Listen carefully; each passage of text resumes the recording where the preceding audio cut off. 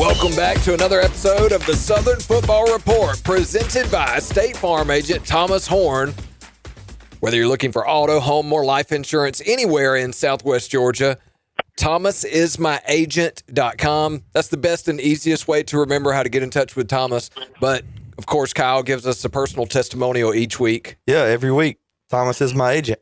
Has been for, I don't know, several years. Yeah. He'll even bring you a document to sign at church if you go to church with him. Well, there you go. Service at its finest. That's what I'm talking about. thomasismyagent.com. As we do each week here on the Southern Football Report, we start with an introduction.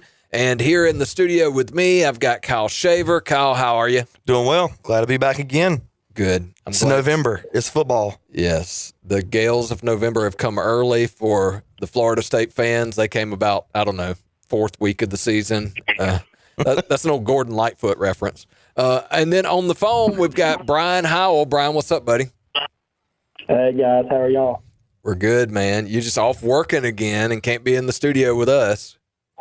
Yeah, I hate it, man. Yeah. Calls, though. Got to make a living. That's it. All right, well, as we do, with no further ado, here on the Sack Lunch Show, we'll dive into our review portion of the Southern Football Report, where we take a look back before we take a look forward. And actually, we have a little bit of a difference in our format this week. By special request, we are going to do a little bit of college football playoff talk after the second week of the playoff top 25 was released. We'll talk that. We'll talk some conference championship paths, which, full disclosure, I've done a lot of research on this. Kyle, you're in the... Look at there. I've got SEC championship game scenarios, ACC championship game scenarios, Big 12 championship game y'all scenarios. can't see. My man's got a notebook over here, nearly. Listen, I have lots of information. Well, it takes a notebook to figure it all out. Especially if somebody loses. Yeah. So it's if it goes chalk, it's fine. It's fine. If somebody loses, which is likely to happen in the ACC especially, yeah, then we've got some chaos that could ensue. Speaking of the ACC, I told you guys before we started, this may be the last time we bring up Florida State on this year's podcast. I am as a Florida State fan, I'm sick and tired of Florida State football. I'm mad about Florida State football. I was kind of indifferent a few weeks ago, and then the Wake Forest game gave me just enough hope to think, okay, well, maybe this team just had a bad month, and they can fix it. Unfortunately, they go to Clemson and lose 24-10. Reminded me so much of the Stanford, the Miami game, the games where the offense just seems to be not stuck in neutral because they're moving the football, but just can't finish. They couldn't finish anything. Well, and even when they did, there's dumb penalties. Right, that's what I mean. Like, something was keeping them at there was no rhythm in the offense. No, man, it was painful to watch, and unfortunately, that game just 24-10 is the final score there. At one point, I think Clemson was up 24-7. In Florida State. Listen, when you go on the road against a talented rival, I know Clemson's not having a good year, still a very talented football team. You go on the road against a talented rival, and you have penalties, dropped passes, missed field goals, and fumbles. Guess what's going to happen? You're going to lose, and that's exactly what happened to Florida State. And unfortunately, there were so many missed opportunities on offense for Florida State in that game. Dropped passes by, the most talented players on your team. One play that comes to mind, 4th and 3 or so, that Florida State decides to go for it. And they, Gus schemes up a wide open wheel route to Randy Pittman, who's running down the sidelines, wide open. There is nobody around him. Mike has gone for it on his own 30 in this scenario. This is going to be a 70-yard touchdown. The ball hits him square in the hands in stride while he's running down the sidelines, and he drops it. It's like Arian Smith. Dude. It breaks your heart. And you almost, I know all year last year, I felt so bad for Arian Smith. Because, there's nobody in this world that wants to catch the ball more than these guys. He wanted to catch that ball. Yeah. But for some reason, and you're like, you go to school for free. Yeah, we were paying you to be. Yeah, at this point, we're paying you to go to school. Yeah. And Pittman has been so reliable all season long. I mean, he scored a touchdown throwing, passing, and rushing. He's probably been, outside of Deuce Robinson, probably the most consistent and regular contributor to the offense. Another one that's been a big-time player for Florida State's offense this year has been Mekhi Dancy. He drops a third down conversion right across the middle that's, just uncharacteristic. It's the word that Mike Norvell used. And it's just so frustrating to the point where I don't even know how much more I can devote to it anymore. Brian, did you get a chance to watch that game? I didn't, Dustin. I was just thinking about what you said, though, about them being so talented, Clemson being a talented team. And I was looking at the blue chip ratios, and they're up there with Penn State and Auburn and Florida. Yeah. So you've seen what all those teams have done. So there's always something to be said for having a stockpile of talent on the team, for sure. Yeah, but I didn't watch it. So Clemson's probably, I'm going to guess, in the 50 percentile, something like that. Yeah, around 60. Yeah, 60 to 65%. All those teams are. What's Bud Elliott's number? Like if nobody's ever 50, won it below 50. Yeah. Yep. And Clemson won it the first time at like 53. They're the lowest team to ever win it. Right. And so, I mean, they've got a different world, in a different non-NIL early transfer portal world. Yeah. I think that first one would have been 16. Yeah. Michigan was around that mark, weren't they? Weren't they kind of low? Yeah. They were like in the low 60s, though. They weren't in the 50s, I don't think. Yeah. Yeah, but they weren't 80 like Georgia was. No. Yeah, so Clemson was without a doubt the second or third most talented team that Florida State has faced this year. Going into the season, Florida State fans said, we'll probably go 8-4 and we'll lose to the teams that are more talented than us, Alabama, Miami, Clemson, and Florida. And so, if it had been borne out that way, if you finish 8-4 and you're competitive with those guys, but you drop those 4 games, you think, okay, well, he's building to something once again. Instead, it was, beat Alabama and then lose to teams less talented than you. And now we're still losing to those teams like Clemson that are having their worst season in 20 years. Yeah, that's frustrating. When you see what happened at Alabama, I think what happened with Alabama has colored the Florida State season because you know what they're capable of. Yeah. You know what they can and do, and then you also know that they're capable of having a Stanford game. Yeah. Well, the sideline reactions to Randy Pittman's dropped pass of former Florida State players and then staffers that are there, they're all celebrating because they see, oh my gosh, this is going to hit. This is a big play. And then he drops it and they all just, you could just see him like, no. It reminded me of, and this always comes back up, but the Josh Harvey Clemens. That's a throwback reference. Auburn, the Auburn, what was it, Lewis? Who was the guy? Who was the receiver, Brian, for Auburn, that number 5, he caught it on the tip. Oh. But you know what I'm talking about. Well, you shot back in my day. You got some guy. There's 2 Georgia players there, right? You had Trey Matthews, you had Josh Harvey Clemens. All you have to do is knock the ball down. They try to catch it. We're celebrating on the sideline, and then as soon as he catches the ball, the whole sideline collapsed. Is that the prayer at Jordan Hare? That is, yes, and that's the week preceding. Yeah, the kick six. The kick 6. Yeah, that was 13. A crushing blow. A crushing blow. It was bad. But, that's the way the season's gone for Florida State. I mean, it kind of sums it up. You think everything is like, okay, here we go. Man.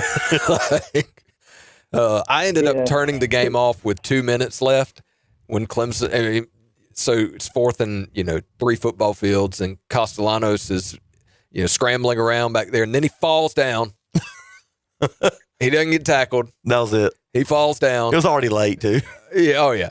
And so Clemson gets the ball back, and I told Allie, I was like, I'm going to bed. Please turn it off. Please turn it off right now. Please turn it off. I don't want to see Dabo. Just please turn it off. And, of course, he says something in this press conference. Yeah. So Dabo was coaching him up in that game, I understand. Oh, yeah. He was on it. Yeah. Well, he got up for the Florida State game and got them up for the Florida State game. And, everybody gets up for the spear, dude. Yeah, I mean, it's still the logo. The logo You beat still the carries brand. weight. Yeah. Unfortunately, man, I just don't know. I don't know how much more of this Mike Norvell conversation I can. I mean, how the message has to have grown stale. If it's grown stale with the fans, probably has grown stale with the team at this point. And then this week in his press conference, he comes out and says, "We're going to win championships, and we're going to win them here." And I'll be the happiest person or whatever. He said, "I have won championships here." We're all like, "Hey, whoa, whoa, whoa, whoa. You won one Yeah. ACC championship. Yeah. That's not what we're looking for, Mike. Like, sure, most seasons we'll take an ACC championship. We want to win national championships. Those are two different things." Yeah. And it just, Yeah. I don't know, man. Look, I get it. You win the ACC, you got a shot. Right. But it's just falling on, and my ears are deaf to Mike Norvell now. And I was Mike Norvell's one of his biggest fans. Yeah, you were on the boat. Yeah. All right, let's leave that one. Who knows if we'll have another Florida State conversation this year or not. And let's move on to the Georgia at Mississippi State game. Brian was worried about this one. Brian, how'd you feel as that game unfolded? Man, I was surprised by it, honestly. I thought it was going to be a struggle, which I always do. But first full game they played, complete game they played all year. I think it was a good win, man. Like, Mississippi State's been moving the ball on everybody, and I think it was a great win. I know it doesn't get much clout in the national media, but, people that go and play there and, cowbells and all that against a pretty good offense, they'll tell you it's hard to win there. And I was impressed by it. Yeah. I felt good about it. I was impressed too. You come out guns blazing. I mean, so I watched the game in the varsity. I've never watched a game in the varsity. In Atlanta? In Atlanta. Nice. Katie and I were doing some Christmas shopping over the weekend, and we didn't make it back to Thomasville. I said, let's stop in the varsity and at least watch the first half. That guaranteed they'll have it on. So we're in there, and we got there right at the coin flip. And, a lot of times the team will defer to the second half. Well, Mississippi State's offense is what they are, so they took the ball, go right down the field and score. And I in my mind, I'm thinking, well, Brian was right. It's going to be a shootout, And that was it. 31 unanswered points from that point forward was, or was it 38? I don't remember how it was a lot. Enough to win. Enough to win. And it really, and the last couple touchdowns are pretty cheap, on you kind of, more or less the backups and a lax group. I can't say what Kirby said, but he had to find something to be upset about, in a win like that. He was looking for something to be mad about. But, the offense was clicking. I think it was Nate Frazier's breakout game. Wouldn't you say that, Brian? Dude, Nate Frazier was in another gear. I looked at Katie and I said, he just looks faster. He looked different in that game. Explosive. Yeah. But if he just holds on to the ball, dude, that is a nice 1-2 punch we got going there. I was impressed by it, and I think it was the first complete game that they played from first through fourth quarter. So you had a lot of freshmen that came on and played well. So you had Elias Williams that came in, had a big catch. And then you had the linebacker, Walker. I think you have to have every Georgia team has to have a Walker on the team. But he comes in, he's playing inside linebacker, but they brought him in a lot to rush off the edge. He's more of a natural pass rusher. And so he came in, able to generate some pressure. We have more sacks than we've had in any game all year this time around. Yeah, so that Raylan Wilson, dude. Yeah, that was encouraging to see the defense play like that. No, but their defense is not good, but their offense has been really good and scored a lot of points. So, it's encouraging to see. You certainly like to have that kind of confidence. If you're not going to have an off week before Texas, you like to come out and perform well so that you kind of have a lot of confidence going into a game like Texas, knowing that Texas was off, last Saturday, and Kirby, we all hated the nasty nooner, right? But he loved that it was at noon. He got it over with. They were back in Athens before dark. They don't play again until, goodness gracious, I'm not going to get back to our house until after 1 a.m. on Saturday. But late game, this upcoming Saturday. Well, Georgia fans have been begging for night games, though. So. Yeah. I'm telling you, 3:30 is a sweet spot. But here we are. Yeah. Especially this time of year. It's going to be dark before the dog walk. So I think Georgia's defense hasn't played their best game yet. Yeah, I think it's coming. Like they're rounding into form. Like I can just feel that. Did you kind of feel that, Kyle? You got a lot of guys who had not had a lot of experience until now, right? You don't have freshmen anymore, right? These freshmen are no longer freshmen. They've been in the system, since spring or since the summer. So a lot of these guys are finally kind of out of that brain fog mode and can play a little bit, right? The ones that are freshmen, but the ones who are also kind of new starters, right? You're Justin Williams, right, who played a little bit last year, but he's really coming on. The light's kind of turning on that now. I think at this point, you're on game 10 of the season at this point, so I think you don't have anybody that, you have lack of game reps, but you've had plenty of practice reps to feel like you can play the game. And from what I've understood, they're trying to simplify the defense. Let's let the athletes be athletes, right? Let the players play. You don't have to do anything too crazy. Just let them go play. So hopefully that rings true, this week against a good offense with kind of like a Clemson situation, right? High potential with Texas. Hadn't played well, but, certainly can do that whenever they want to, right, and decide they can. Yeah. Looking at a couple of games that were outside of the Southeast, but to me have a lot of impact on college football playoff, especially if they had gone just slightly the other way. Like 6 points combined in 2 games. Oh, my gosh. So we talked last week about the Oregon and Iowa game, and Brian and I both went out on the limb and chose Iowa. We picked Iowa, thought they were going to pull off the upset, and we were so close, Brian. We were so close. So close. I don't know if you guys were watching it. We were listening to it in the car on the way home on Sirius. Okay. So Iowa's got the ball. They're down, what was it? 4? Whatever. They went up by 1, so they must have been down 5. Yeah, they were down 5. They haven't drove the field and scored a touchdown all year. They don't do that. That's not how except they did.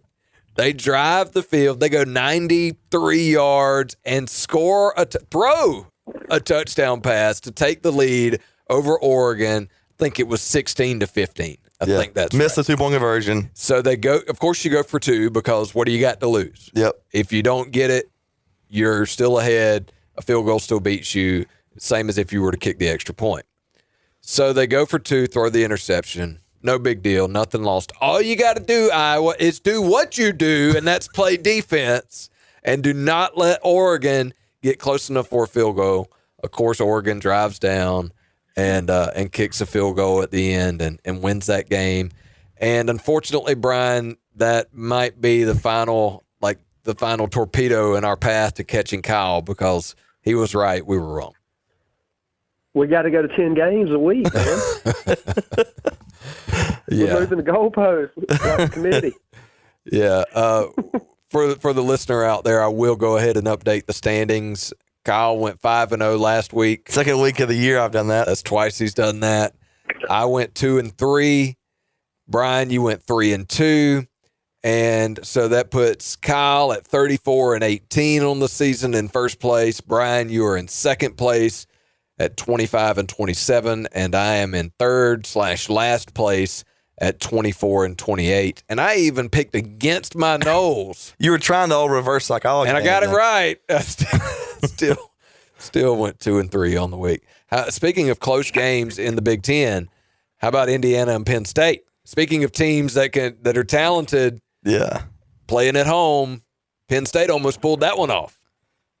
A toe tap won the game. Oh, gosh.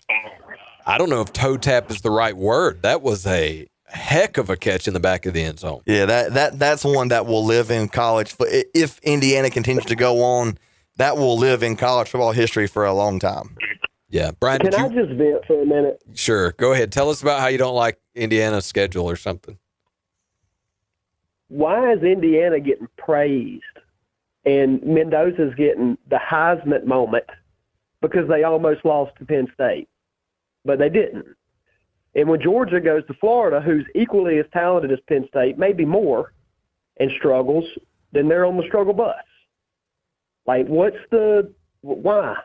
Can somebody help me with that? Sure, I can. It's kind of like a team like Miami that loses twice, one to a ranked Louisville team and the other in overtime to an SMU team that went to the playoff last year and beat Notre Dame head-to-head, but is still ranked 5, 6, 7 spots behind Notre Dame with the exact same record. It's because things like this don't make sense. They're talking points. They're just, it doesn't make sense. Now, I will say the Heisman chatter around Mendoza, I had somebody this week ask me why, if Mendoza is a Heisman candidate, why is Gunnar Stockton not in the top 10 odds? And all you got to do is look at their touchdown stats. Yeah, yes, touchdowns. Mendoza's got like 26 passing touchdowns and another 5 or 6 rushing. rush. He's got over 30 touchdowns. Stockton's got, I think, 15 passing and 4 rushing or something like that. I mean, it's just that's the difference right there. Yeah. It's Mendoza has not played very well though in the 2 good defenses he's played. But he did lead the game-winning drive. Yeah, I mean, Heisman moments. He struggled all day. Nobody remembers that, though. Nobody's going to remember that. Just like, everybody remembers the pass Gunnar Stockton made against Tennessee, right? But it didn't remember the other struggles we had earlier in that game where we went on a lull, after the first touchdown. I agree with you. I don't know that. It's funny, the narrative, I think the national media just wants Indiana to, they're just pumping them up there. And it's weird to me. Well, it's because it's different. They're a great team. Don't get me wrong. I'm not questioning Indiana, but, Penn State's lost 5 in a row. Hey, Brian, welcome to the party, buddy, of questioning the national media's narratives every week and pumping up teams that they decide they want to every week. I mean, that's just the way it works. It's made for television, and that's just all there is to it, man. Listen, Mendoza is a great quarterback. And what they've done at Indiana, the losingest program up until last week in college football history. Mm-hmm. And they got back-to-back, soon-to-be back-to-back playoff appearances. They got their first 10-win season ever last year, and now they got another one this year.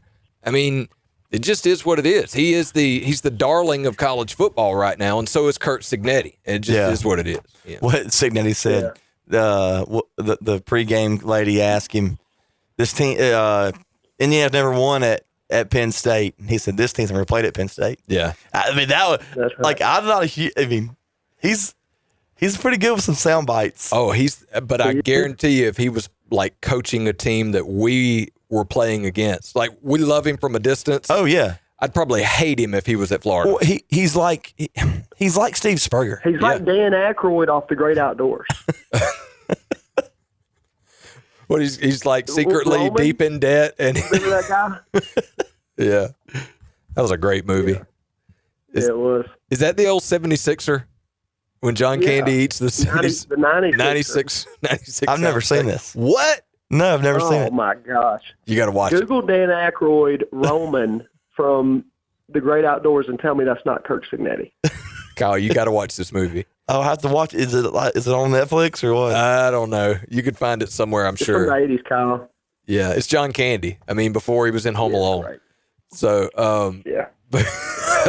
there's a grizzly bear in the movie. I mean, it's great. The whole thing is awesome. You need to watch it. Dan Aykroyd played a great part. He was the brother-in-law. And anyway. Okay, yeah, you're right. You're right. Did you pull up the picture of Dan Aykroyd? Yeah. Yeah. Great movie reference.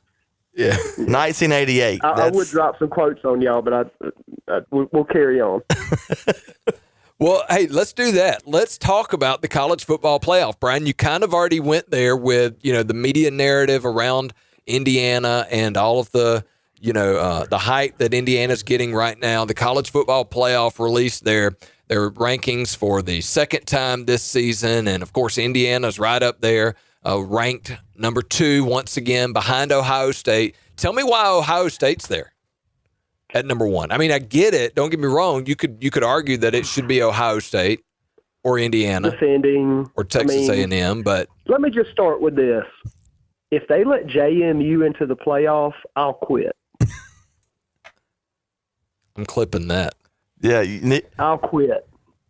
Okay, so Quit last week there was no ranked. Last week there was nobody ranked.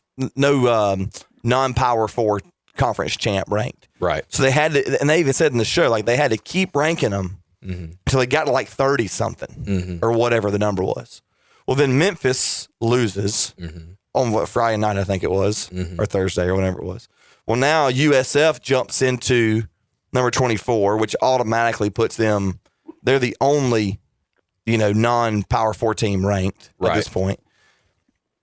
So, and have you seen their schedule? Cannon fodder. Their remaining schedule is terrible. I know they got Navy next. Like it's embarrassingly bad. Navy, UAB, Rice. Yeah. So like you've got they're going to walk into the playoff. And you've got teams that are going to be on the outside of that. It's like potentially Miami, who beat them 45-12. Right. I mean, Miami, you're going to have Georgia Tech, all these ACC teams. Virginia, Louisville.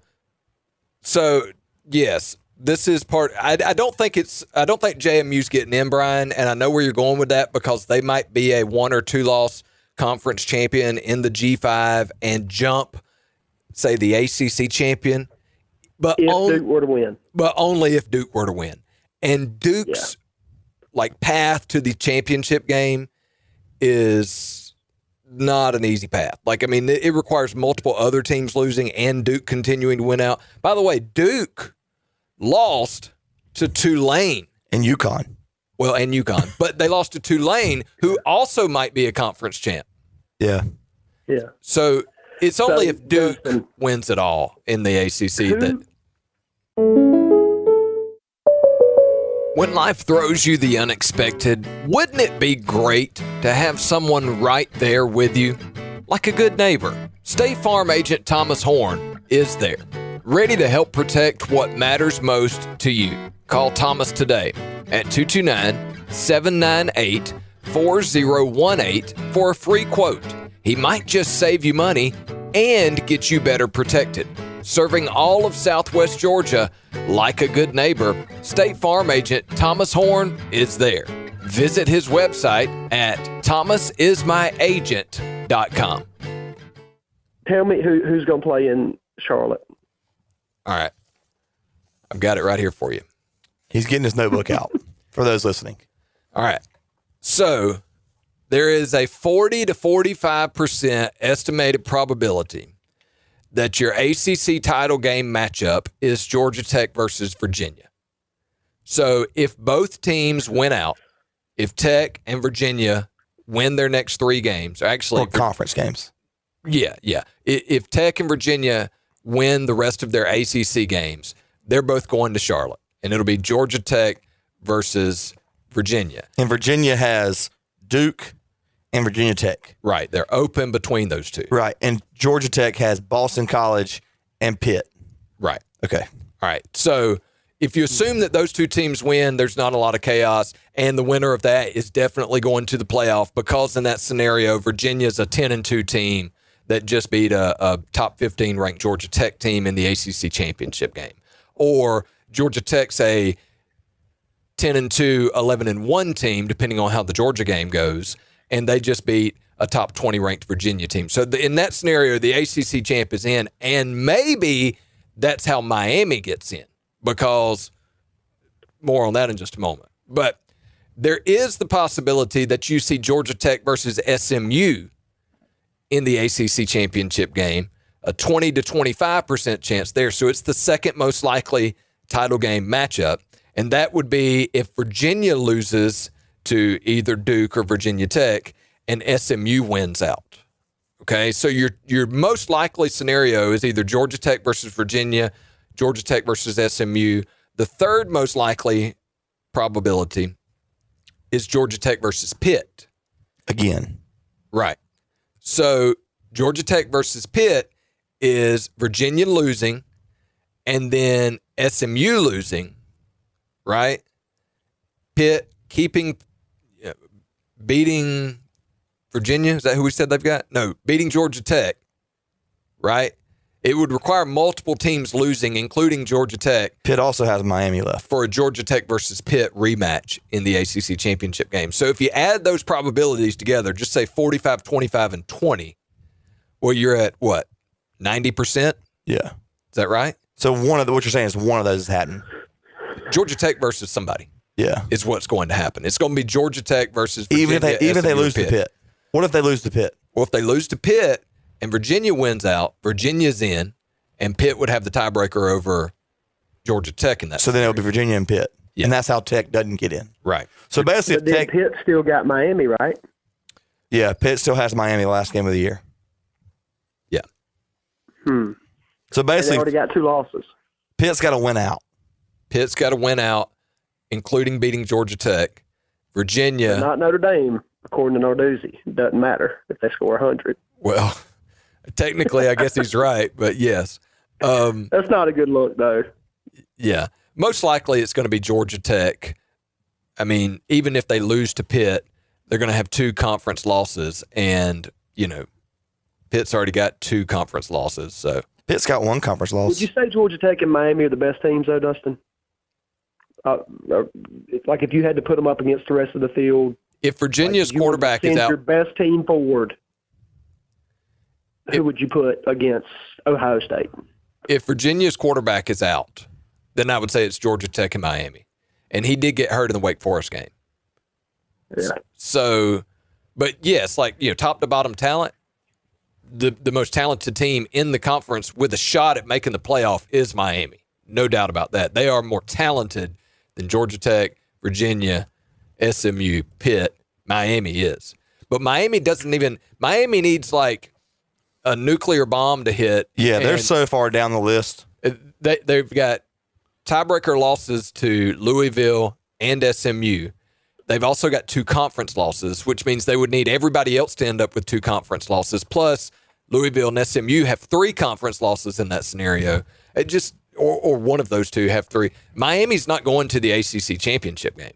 So them being ranked 11th or whatever, 14th or 15th, and seeded in all of these mock models based on the current rankings. Oh, that was the as dumbest thing the other night. That was the dumbest thing. That's not going to happen unless Miami gets in as an at-large team. Right.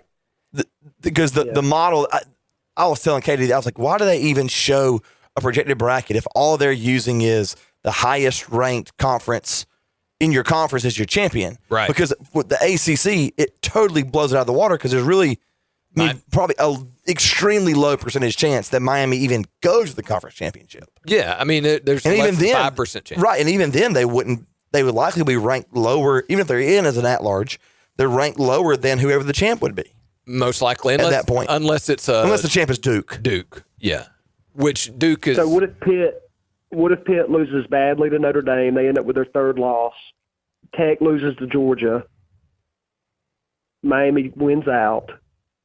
And you got a bunch of 2-loss ACC teams. Well, so that's the question. And greater. That's the question. Do you put Notre Dame in over Miami if they have the same record and Miami beat them head-to-head? Of course they are. And if you do that... Absolutely. If you put Miami in, who are you taking out? Because right now, BYU and Texas Tech are 2 representatives from the Big 12 that everybody's assuming, which, by the way, that's the most likely matchup in the Big 12 championship game. Which is the game we just had last weekend.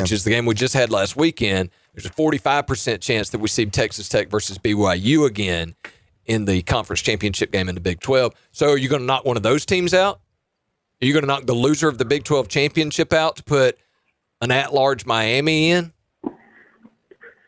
More teams are going to lose, man. It's going to get clear that there's definitely, as the pressure mounts, and I don't know, it's going to become clearer. So if Georgia beats it's a mess Texas, right now. if Georgia beats Texas this weekend, then Texas is out. Yes. That's Texas's 3rd loss.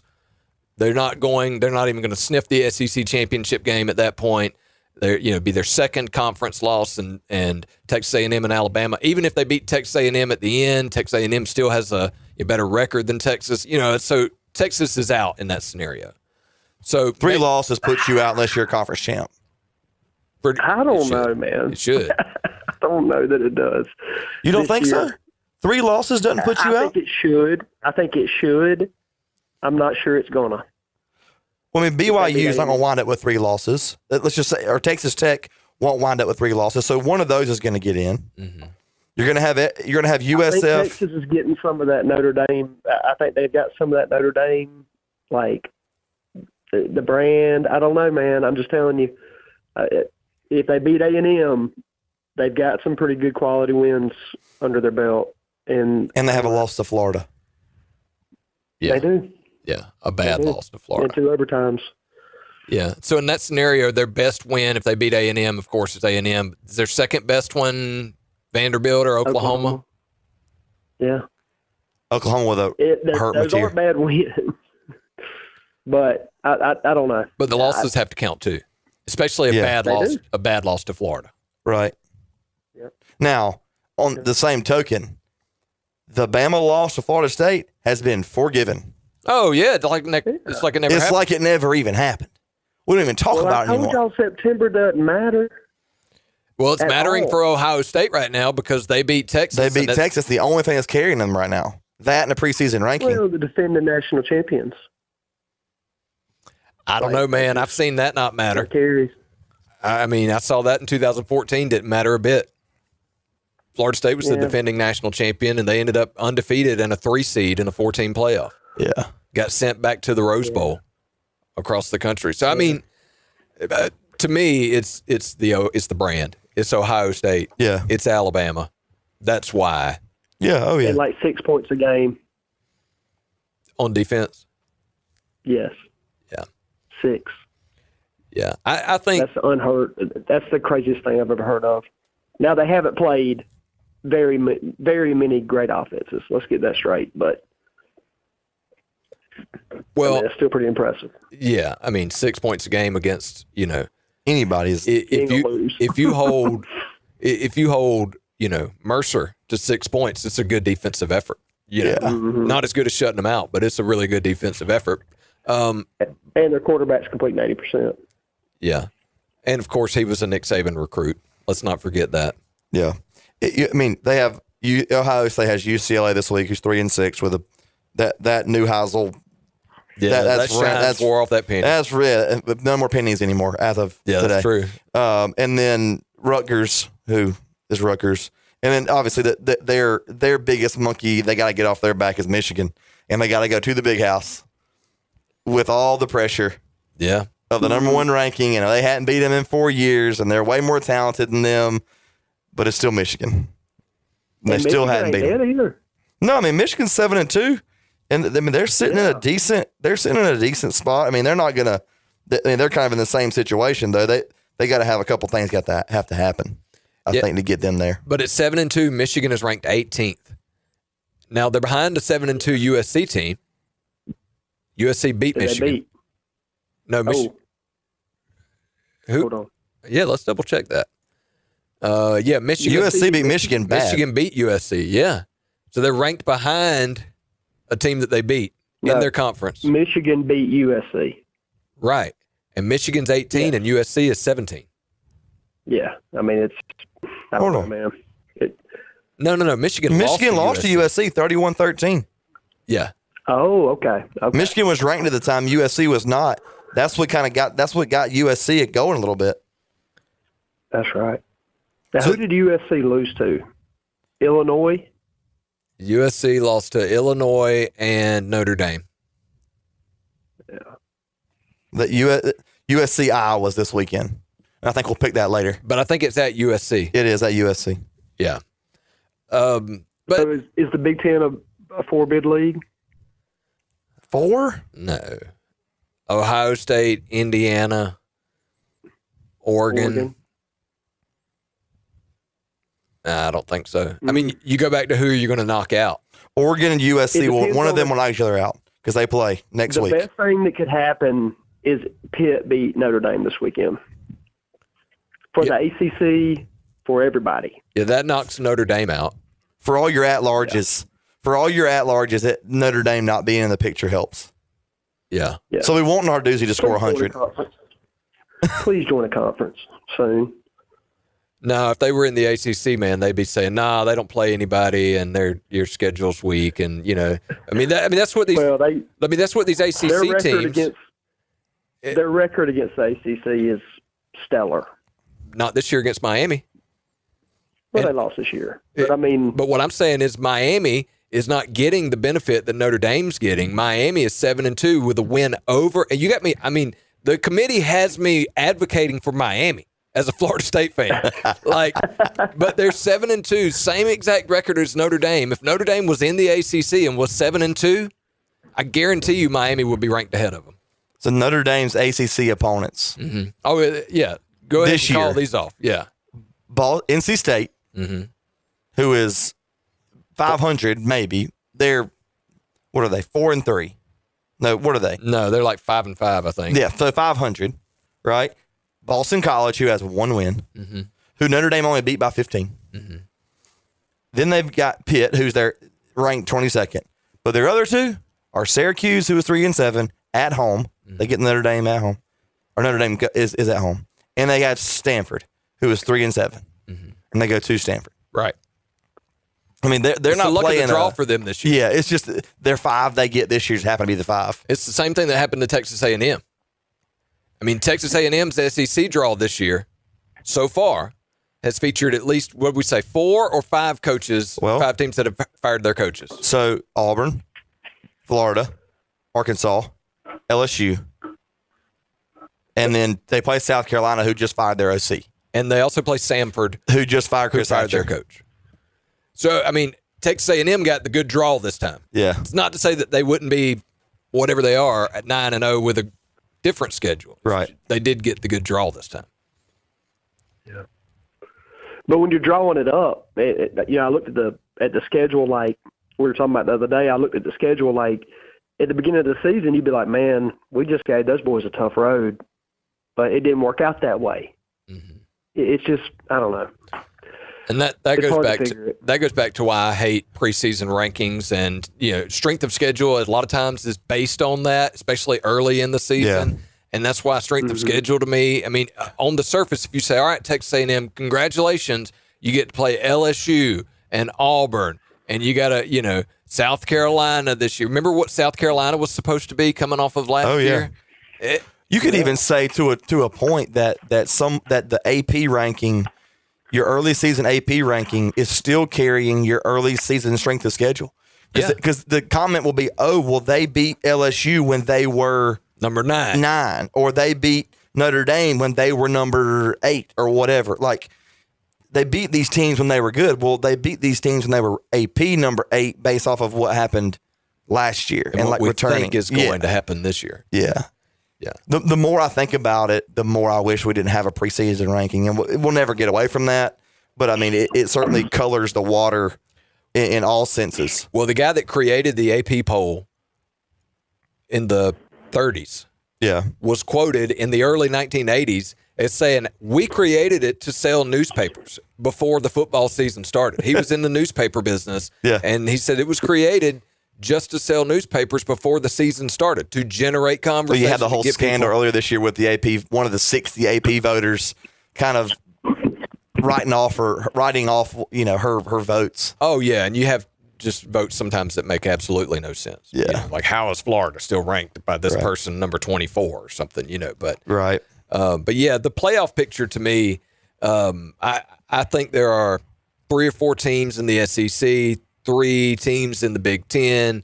You've got, you got a group of 5. You got an ACC champ and a Big 12 champ. I mean, there's only so many outside of that. So when you start talking about teams that deserve to be there, you got to start asking, okay, well, who's coming out? Right. What I will say about the playoff, because all the talk, I mean, teams like Duke are still interested in the football season because of the playoff. Yeah. Because they've got a path in currently.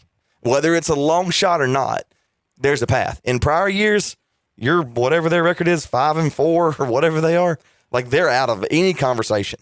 Well, and this is why I going high school football here, why I don't like the changes that are being made at the GHSA. Yeah, the power ranking with stuff. The power rankings next year, because I've seen a team get hot in region play and win the state championship. Yeah. A team that was 5-5. Right. Well, so has, a long time ago, Thomas County Central, same thing. Right. So you kind of like that storyline. Yeah. Even though you say, man, there's no way Bainbridge is going to go beat Buford. Right. And they didn't. Then they do. Right. As a team that was 5-5, and just that's why I love the. I told somebody today, I love the game, the football game, as much as any sport there is. I dislike all the stuff around the game. Yeah. As much as I dislike anything else, like the committee, the disparity, and Well, the only play until next year, the only place that the disparity in that where that happened was in college football. Right. In no other organized sport do you have it except college athletics, where there's selection committees and you got basketball, baseball, softball. All the sport have a selection committee, but in every other realm of sport, from high school to professional, even in like Division II football, there's a method to have your teams in the playoff system. Right. Except for big time college athletics, and now apparently Georgia high school. Yeah. Well, they've got to reduce the number of teams and play on tiers like Georgia high school does. I mean, you got 6 tiers, right? We'll have 7, yeah. Yeah, so it's another conversation. But you can't play 130 teams and compare all of them and try to pick 12. Yeah. It's impossible. I don't know. Yeah, well, let's think about that, because you're right. Let's just use the high school example. What are there, 8 regions? 8 regions for the whole state in Georgia. Per classification. Yeah. And there's an average of 5 teams per region? Probably a little more than that. The 5 will be a small, maybe like 7. Okay, so 8 times 7 is 56. Yeah. And so 32 teams out of 56 make it in. And it doesn't take long in that 1 versus 4 matchup, or, next year, the 1 versus 32 matchup, or whatever it's going to be. For the cream to rise to the top. Those first 2 games, you pretty much know. Yeah. And then by game 3, and you don't get to the quarterfinals on accident. Right. You can back your way into the playoff. You can't. Yeah. You can't, once you get past the round of 32, and it's now you're playing a 2 seed from this other region, and you barely made it in as a 4. So I mean, it doesn't last long. Itself out. Yep. All right, let's get to our picks. Again, Kyle leading the standings 34-18. Brian Howell has moved to sole possession of second place, 25-27. Dustin Dowdy taking up the rear, sole possession of last place, 24-28. Let's start with Notre Dame at Pitt. I think I know who Brian Howell's taking. Just his heart. I'm taking Pitt. Brian Howell is taking Pitt. I'm going to take Notre Dame. Ooh. I don't want it to happen, but I think they're going to win. This one's at Pitt. Yep. I am pulling against Notre Dame the rest of the year. You act like you just started. You've been pulling against Notre Dame since the Notre Dame existed, I think. Let's see here. I just want to pull up this game. I want to see what. Kyle, you're 32-18. That's pretty impressive. 34-18. 34-18. Give me the 2 wins. Man, you might. Nasty Nooner here. Is it noon at Pitt? Noon at Pitt on ABC. Shoot, man. Give me Pitt just so I'm with Brian so we can get Notre Dame out of here. Out of here. Get out of here. This is a sneaky game to me. Oklahoma at Alabama. Thoughts on this one? This is not a good matchup for Alabama. No. Bama struggled offensively last week against LSU. Mm-hmm. That was their lack of running the ball is becoming a problem. Point. Yeah, it's a problem. I mean, they can't. Yeah. And Ty's, he can't do it every week. Now, at some point, it's going to break down. But I do. I mean, Bama has shown that they can win a tough game. They are at home. We've spoken some to that. The home field effect. That game's at 3:30, I believe. So 2:30 Central. Oklahoma. Ooh. Me too. It won't cause any chaos in the playoff in the SEC, but Oklahoma. Yeah, Bama's still got a little bit of. They got to lose to Auburn and Oklahoma. They got to go to Auburn. Yeah. I'm taking Bama. I think Auburn. Oklahoma had a bye. They had a bye, right? Last week? Yes. I'm not sure. Let's see. I bet Mateer's coming back. I kind of felt like they did because Venables was at the Clemson game. Yeah, of course he was.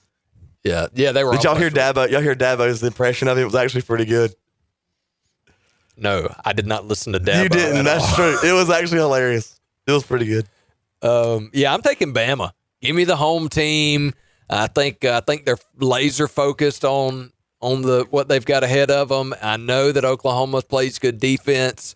I just feel like the home team's going to take this one. Give me Bama. All right. Who Brian take? Brian, you took Bama? Brian took Oklahoma. Okay, here we go. Lock fight right there. All right. The Kiffin Bowl, Florida at Ole Miss. That's the only reason I put it on here. I mean, Florida's given up.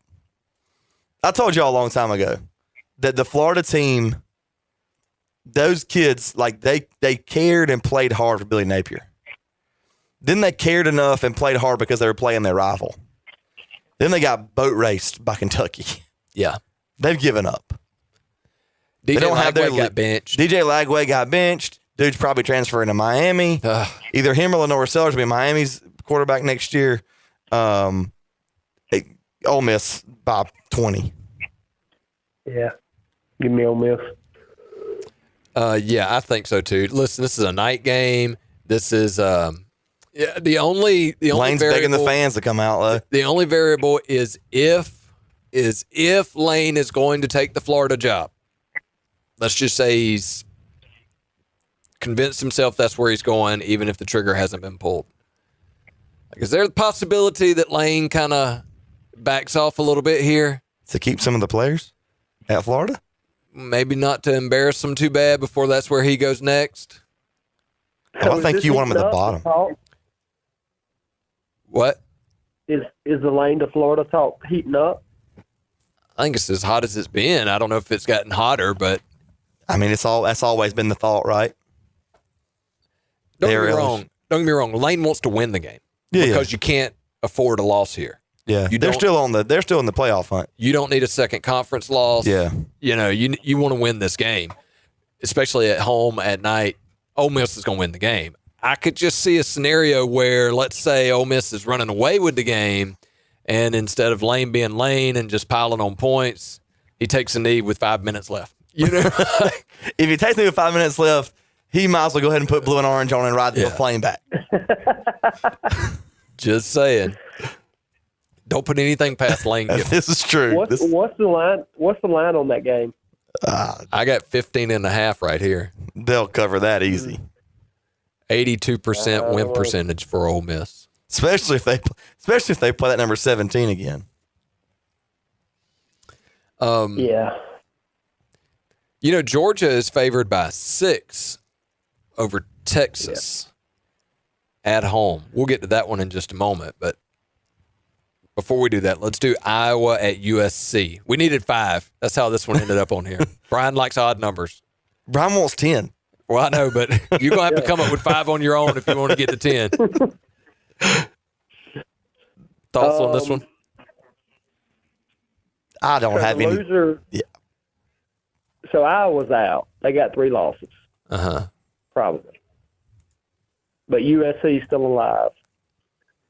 It's at home. Iowa plays a physical brand. I'll take USC. I think they got too much horsepower for Iowa. That Maava quarterback, he's pretty good. That's the quarterback for USC. Yeah. He's pretty talented. I'll take USC so Lincoln Riley's been linked to Florida a lot. That'd be interesting. That? Lincoln Riley to Florida would be interesting. Yeah. His shine's wore off out there on the West Coast, though. And maybe he wants to revive his image and come back over this way, and I don't know. His teams just aren't real tough. I don't know. They score. Yeah. So USC is in similar situation, I think, to teams like, let's say, Virginia, in that there's a path for them to make the championship game. They've got a non-conference loss that is bringing their overall record down. They're 5-1 in conference, though, and their only loss was to Illinois, a 2-point loss on the road at Illinois. If they beat Iowa and then go beat Oregon next week, USC could be in the playoff. Yeah. Who'd they lose to out of conference? Notre Dame. Yeah. So their losses would be Notre Dame, assuming that they beat Pitt and they're right at that point, and then a 2-point road loss to Illinois, who was ranked at the time. At the time, they were ranked number 9 or whatever it was. Mm-hmm. So give me USC in this one. I like Iowa not because they're fun to watch, but because they're different from everybody else in college football, and they just do what they do. Yeah. And I was pulling for them against Oregon. I could see, because of how close that game was, I could see it going like, "Hey guys, we're this close. Just bust through against USC." I could also see it going the opposite direction. And it all just falling apart. All right, the last one. Texas at Georgia. Georgia's favored by 6 in this one, Brian, with a 66% chance to win. Estimated winning percentage is 66% for the Dogs in Athens this weekend. So I texted y'all earlier today that Texas leads the country in sacks, and they're second in run defense nationally. Okay. But they're also 20th in total defense. Now, I looked at some of those characters in between 1 and 20, and they're not better than Texas on defense. But I think this is going to be tough sledding. Like, I'm expecting a low-scoring game. What's the total on that game? Like 45? You got it pulled up? I got it. Kyle's got it on his betting app. Kyle needs to get on some action with 34 and 46 and a half. It opened at 49 and a half. Okay. But Georgia's playing better defense. Texas is playing really good defense. I'm picking Georgia to win the game. I'm thinking 2017, 24-20, something along those lines. It's going to be a one-score game. So the spread says something like 27-21. Yeah. Something like that. I could see that. I don't like one-score games either. I'm getting too old for that. Too old for that, and too old for it to be too late too. Makes me nervous. This is a game. Georgia's defense is going to have to be. Sark will have Texas ready for this game. Now I'm not overly impressed with Texas's wideouts. Nor have I been overly impressed by Arch's ability to play at a high level. But they are Texas. And it is Sark. And can we do that? Generate pressure? Yeah. Yeah. Their offensive line's been pretty bad. Would you believe me if I told you that Arch has better stats than Gunner? Yeah, well, his offense leads into that. I mean, Gunner's been more consistent. Yeah. But, I mean... What's Arch's QBR? We talk about QBR a lot in our text messages. I don't know, but he's got 2,123 yards passing, 18 touchdowns, 6 picks. Gunner's got 2,040 yards passing, 15 touchdowns, 2 picks. I mean, Gunner's been more consistent. Yeah. For sure. Gunner's rushed for, 7, though? Well, touchdowns? Yeah, 7 touchdowns, 350 yards rushing, I think. That's been another episode of the Southern Football Report presented by State Farm agent Thomas Horne. ThomasIsMyAgent.com. As always, you can download this and take it with you on your favorite podcast app. You can find us on YouTube now, or you can listen to us like you may be doing right now on the Flint Media family of radio stations on Saturday mornings. We'll be back next week with another episode. We'll talk to you then. When life throws you the unexpected, wouldn't it be great to have someone right there with you? Like a good neighbor, State Farm agent Thomas Horne is there, ready to help protect what matters most to you. Call Thomas today at 229-798-4018 for a free quote. He might just save you money and get you better protected. Serving all of Southwest Georgia like a good neighbor, State Farm agent Thomas Horne is there. visit his website at thomasismyagent.com.